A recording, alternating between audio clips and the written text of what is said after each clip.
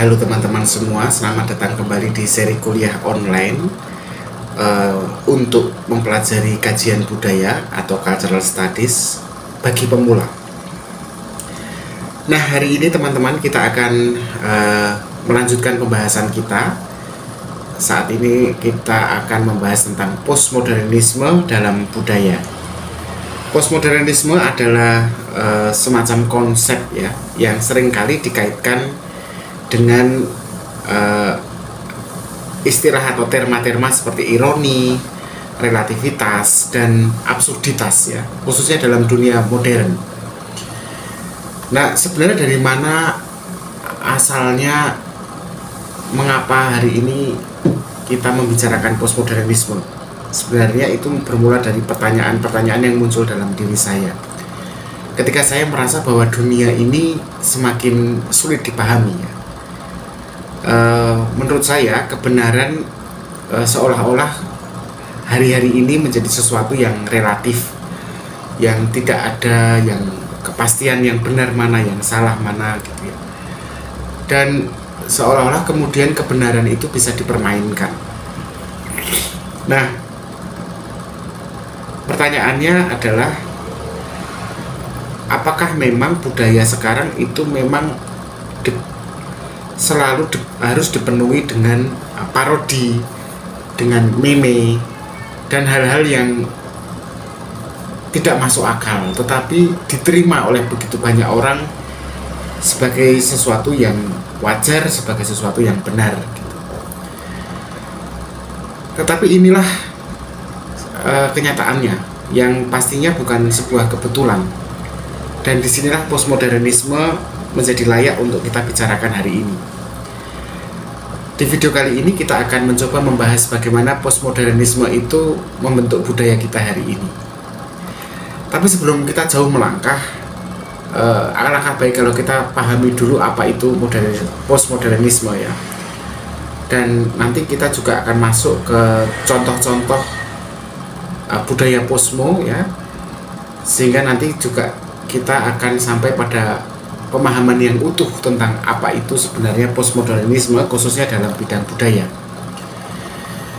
Postmodernisme itu muncul sebagai kritik ya terhadap modernisme, dan kita sudah membahas itu beberapa video sebelumnya ya tentang postmodernisme. Nah, apa sebenarnya yang dikritik dan apa sebenarnya modernisme itu? Kenapa harus dikritik gitu ya? Jadi kan kalau postmodernisme itu kan percaya pada kemajuan. Dia meletakkan kebenarannya berdasarkan sains atau pengetahuan dan mengedepankan rasionalitas. Itu modernisme ya. Dan itulah yang ditentang oleh postmodernisme, karena postmodernisme gelisah dan mempertanyakan apakah memang kebenaran itu harus dilandaskan pada ilmu pengetahuan dan rasionalitas, dan apakah kemajuan itu memang harus ada gitu. Karena modernisme kan memuja kemajuan ya. Nah, postmodernisme kemudian mempertanyakan semuanya itu. Berkebalikan dengan modernisme, posmo lebih menekankan pada tidak adanya satu kebenaran yang mutlak. Itu poin pertamanya ya. Jadi postmodernisme dari awal memang muncul sebagai kritik pada modernisme. Yang lainnya adalah poinnya mengenai penolakan postmodernisme pada adanya grand narratives atau narasi yang besar, narasi yang berkuasa gitu, narasi yang satu-satunya gitu. Sebelum posmo itu kan ada ide ya, tentu saja dari gagasan modernisme ya, ada ide bahwa hanya ada satu cara hidup yang benar, dan kebenaran ataupun cara hidup itu tidak bersifat plural gitu. Nah, kalau bagi posmo tentu saja ini tidak seperti itu ya. Bagi posmo semua kebenaran itu benar gitu. Artinya bisa dikatakan bahwa semuanya itu relatif ya, tergantung pada siapa yang melihat dan dari sudut pandang mana dia melihat. itu posmo. Kemudian posmo juga meyakini bahwa dunia ini penuh dengan ironi ya. Dan ada banyak permainan makna di dunia ini. Tidak hanya ada satu cara memaknai, tapi ada begitu banyak cara memaknai. Postmodernisme memang seringkali dia menggunakan parodi, menggunakan ironi, dan menggunakan ambiguitas dalam berbagai bentuk ekspresi kebudayaannya. Menurut orang-orang posmo ya, para pemikir posmo itu malah justru parodi, ironi, dan ambiguitas itulah yang membuat hidup menjadi lebih hidup. Kita menjadi merasa sebagai manusia, menjadi merasa hidup yang sesungguhnya. Apa maksudnya sesungguhnya? Ya, hidup yang penuh kontradiksi, hidup yang absurd, hidup yang di dalamnya itu tidak jelas gitu. Nah, itulah kenyataan yang kadangkala tidak bisa diterima oleh kaum modern ya. Sehingga kaum posmo mengatakan kaum modern ini hidup dalam ilusinya. Nah, kalau dari pemahaman atau poin-poin itu tadi teman-teman, 3 poin paling tidak ya, tentang bahwa posmo itu mengkritik modernisme, tentang kemajuan sains dan rasionalitas, posmo menolak adanya grand naratif, kemudian posmo meyakini bahwa dunia ini memang absurd, penuh ironi dan permainan makna. Lalu bagaimana ketika posmo itu tercermin dalam budaya kita hari ini? Seperti apa gitu? Salah satunya postmodernisme itu bisa kita lacak dari budaya populer ya. Jadi salah satu cara terbaik untuk memahami postmodernisme ya memang melihat bagaimana dia muncul dalam budaya populer gitu. Misalnya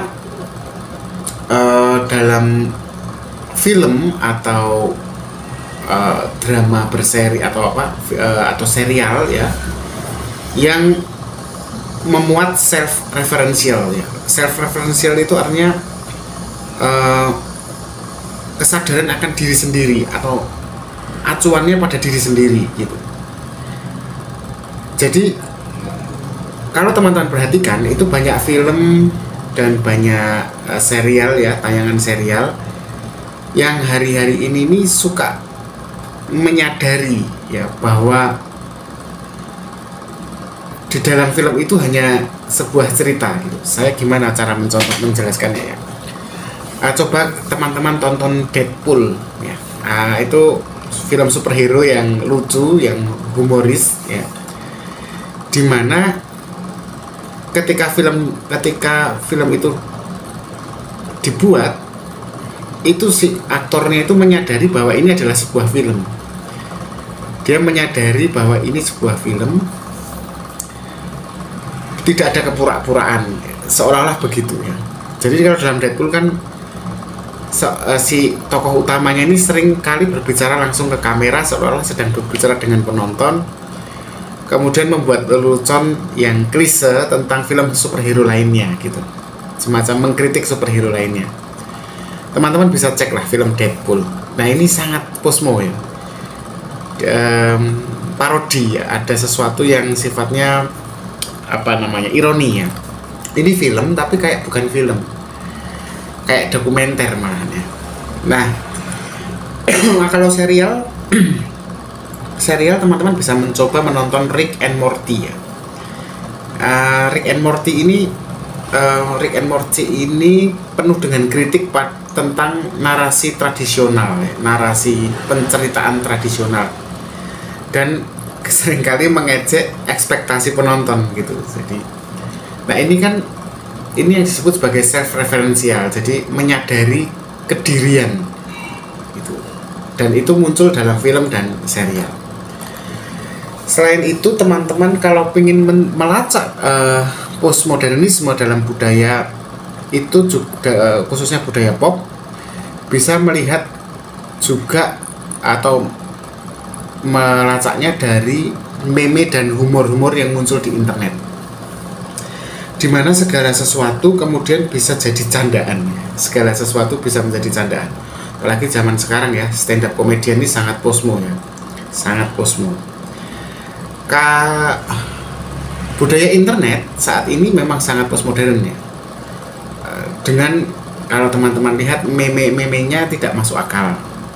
Kemudian sering ada yang disebut sebagai ironi tingkat tinggi gitu ya, ironi tingkat tinggi.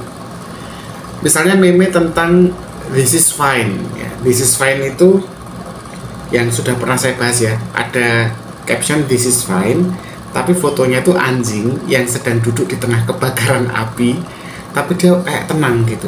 Ini kan ironis ya, ironis ya. Jadi harusnya kan kalau api yang terbakar besar gitu kan si anjing udah bingung tuh, tapi dia tenang. This is fine. Ini kayak semacam sindiran bahwa yang sedang kita alami ini tidak fine gitu loh. Jadi bukan meme ini ditujukan supaya kita tetap tenang, bukan. Justru kok kita tetap tenang loh di situasi yang seperti ini gitu. Ini sindiran pada absurditas dalam dunia modern, dimana dunia modern ini penuh dengan hal-hal yang nggak nyambung gitu loh. Itu kita bisa lacak lewat meme. Di tempat lain kita juga bisa melacak budaya posmo ini dari musik ya, musik yang menggabungkan banyak unsur dan banyak hal. Dalam bahasa bahasa ilmiahnya itu pastiche. Jadi postmodernisme ini kan tidak menciptakan sesuatu yang baru dari nol, tapi jadi dalam posmo itu kita tidak selalu mencari sesuatu hal itu harus baru, misalnya dalam bidang musik ya, tapi mencampurkan banyak hal yang lama menjadi sesuatu yang baru atau semacam hibridisasi ya. Nah, nanti posmo ini deket banget sama postkolonial juga. Nanti kita akan membahas postkolonial berikutnya ya. Jadi kalau kita kembali ke posmo tadi, kalau dalam bidang musik itu kita bisa ngeliat di musik-musik remix ya.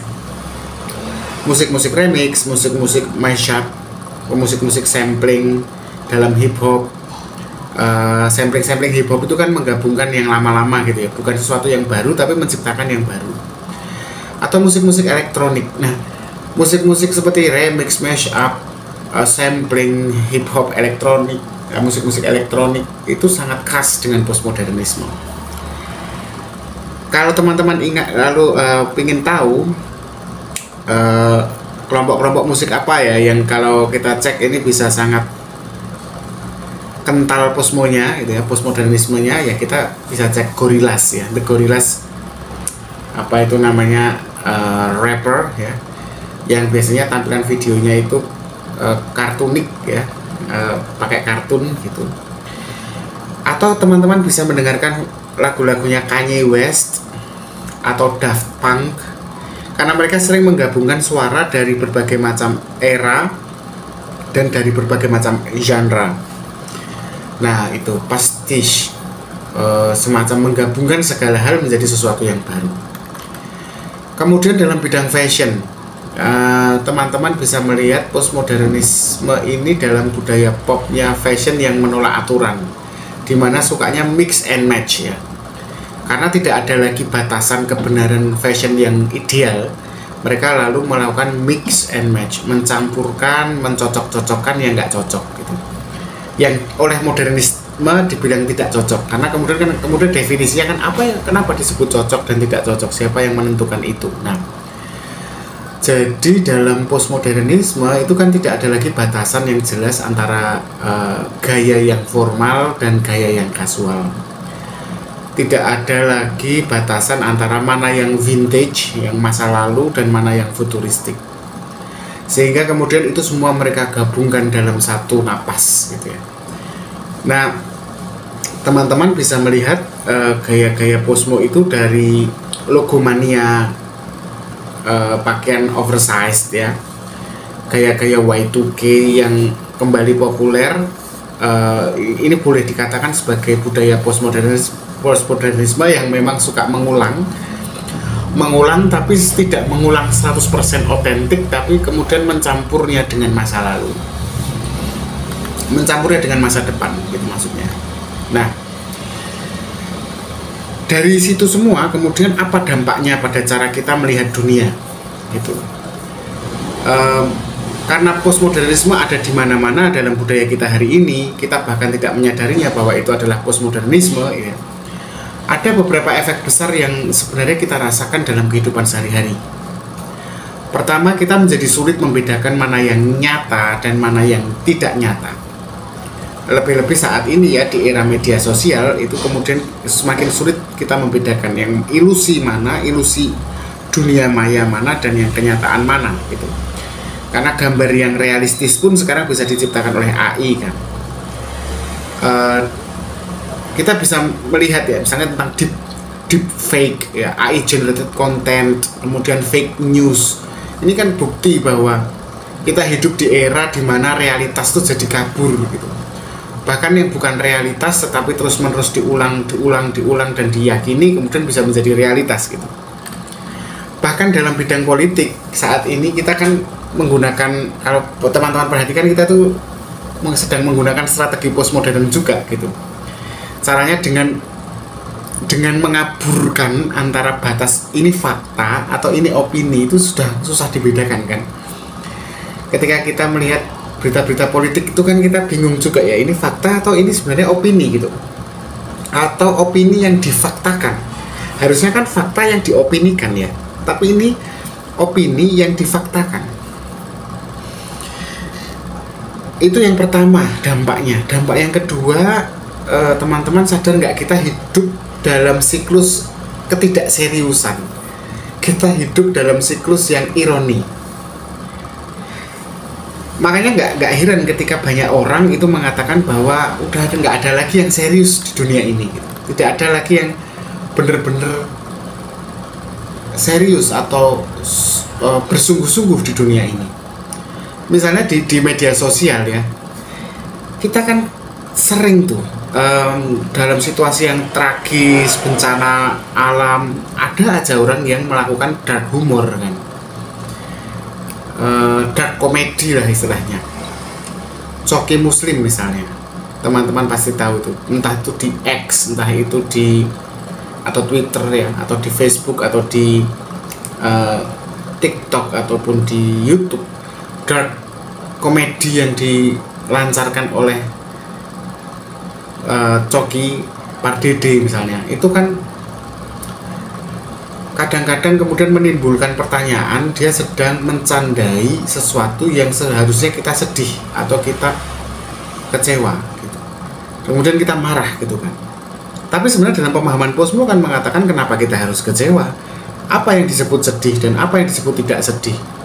Jangan-jangan disebut sedih itu karena itu adalah sebuah konsep yang seolah-olah menjadi sebuah kepastian konstanta. Adakah konstanta itu? Nah, itu kan orang-orang postmodern ya. Ironi digunakan untuk menghadapi krisis ya. Krisis sosial dan bahkan krisis global. Selain itu kita juga sering melihat adanya fenomena, istilahnya ini doom scrolling ya. Doom scrolling yaitu dimana kita membaca berita buruk tapi sambil bercanda gitu. Kita bisa bercanda tentang berita-berita kehancuran dunia atau tragedi-tragedi sosial. Doom scrolling. Jadi kita kemudian mengatakan bahwa wah, ini kok hidup jadi seperti ironi begini ya, penuh ketidakseriusan, tidak ada lagi empati gitu. Itulah postmodern. Ini saya tidak menceritakan dalam kerangka saya menolak ya, ini saya hanya menggambarkan. Dampak ketiganya adalah kita menjadi sangat sadar akan media dan representasi di dalamnya gitu. Jadi postmodernisme kan memang akhirnya membuat kita lebih kritis terhadap bagaimana sesuatu itu direpresentasikan, di framing di media. Contohnya dalam diskusi tentang gender, tentang rasisme, tentang stereotip ya, dalam film ataupun iklan, itu hari-hari ini jadi semakin kompleks ya. Karena apa? Karena kita semakin sadar bahwa memang media itu tidak pernah netral. Dari situ ya tentu saja ketidakpercayaan pada media apapun itu, sekredibel apapun itu justru menjadikan memang kebenaran fakta itu menjadi tidak ada lagi. Kecurigaan yang ada. Nah, itulah gambaran postmodernisme. Ketika tidak ada lagi yang pasti, ketika tidak ada lagi yang baku, serius, tidak ada lagi keharusan, segalanya relatif. Nah, apakah dari itu semua orang setuju dengan konsep-konsep dan hal-hal yang terjadi itu? Semua orang melakukannya, iya. Tetapi apakah mereka setuju? Tentu saja tidak semuanya ya orang setuju bahwa postmodernisme adalah hal yang baik untuk kita hari ini. Mengapa? Karena pertama, postmodernisme itu harus diakui terlalu relatif. Terlalu relatif. Karena jika semua kebenaran itu relatif, apakah itu berarti tidak ada lagi moral yang bisa kita pegang? Kritik pada modernisme itu menyebut bahwa situasi postmodernistik yang hari ini kita alami bisa menyebabkan, ujungnya itu bisa menyebabkan nihilisme. Nihilisme di mana segala sesuatunya kemudian lenyap, nihil, nggak ada artinya, nggak, kosong makna. Di mana orang kemudian merasa bahwa tidak ada lagi yang benar-benar penting, tidak ada lagi alasan atau reason itu sendiri. Berbahaya. Yang kedua, postmodernisme ini jangan salah loh, bisa digunakan untuk tujuan yang buruk. Kan memang strategi postmodern itu kadang-kadang kalau kita perhatikan itu sengaja membuat kebingungan dan kekaburan fakta. Karena tidak ada fakta yang pasti, itu kebenaran yang pasti, sehingga mereka selalu, orang-orang posmo ini selalu meyakini bahwa tidak ada fakta tunggal. Semuanya adalah asumsi dan perspektif. Kebenaran tunggal tidak ada. Nah, tapi kemudian ini bisa digunakan oleh para politisi atau korporasi yang korup untuk memanipulasi opini publik. Dan ini terjadi ketika pemilu demi pemilu kita, setidaknya tahun 2014 dan tahun 2019 kemarin. Wow, kita menjadi kebingungan. Yang mana yang fakta, yang mana yang opini. Bahkan pada saat pandemi kemarin, kita tahu ini faktanya berbahaya, kita bisa dikatakan, oh ini teori konspirasi. Kan munculnya fenomena semakin gemarnya orang berbicara tentang teori konspirasi ini kan nggak bisa dilepaskan dari postmodernisme yang sangat penuh dengan kecurigaan ya. Jadi teori konspirasi ini sering digunakan sebagai teknik oleh para penghayat postmodern ya, untuk menolak fakta dengan mengatakan bahwa semua kebenaran itu relatif dan ini hanyalah konspirasi kan gitu. Nah, dari sini kemudian muncul pertanyaan, apakah memang kalau begitu, apakah memang kita perlu kembali ke narasi yang lebih stabil ya? Saya tidak mengatakan grand naratif, tapi apakah memang sebenarnya kita tuh masih butuh ke narasi yang boleh berubah tetapi lebih stabil dan bisa menjadi sesuatu yang standar ukur. Wah, tapi kalau ini disebutkan kan kemudian seolah seperti yang dikatakan Nietzsche ya, kita nggak bisa hidup tanpa pegangan.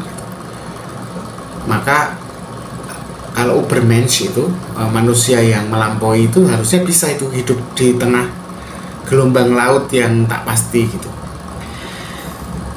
Tapi beberapa filsuf berargumen bahwa memang kita tampaknya memang perlu membangun kembali struktur sosial yang lebih jelas ya. Supaya apa? Supaya masyarakat tidak tenggelam dalam kebingungan dan tenggelam dalam sinisme.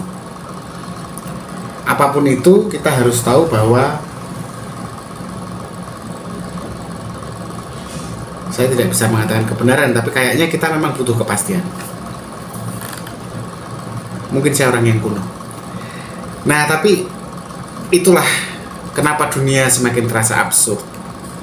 Postmodernisme memang sudah mengubah cara kita memahami kebenaran. Cara kita memahami budaya dan identitas pun kemudian juga berubah. Ironi, parodi, dan relativitas memang menjadi bagian besar dari kehidupan kita sehari-hari yang memang tidak bisa dilepaskan dari zaman yang posmo ini. Nah, tapi meskipun begitu teman-teman, bagi saya resikonya terlalu besar ketika kita terlalu terjebak dalam sikap skeptis tanpa arah, sinisme. Nah, saya pikir cukup sekian pembahasan kita tentang postmodernisme. Bila ada tambahan ataupun saya ada kesalahan, silahkan tuliskan di kolom komentar. Terima kasih, tetap berpikir kritis.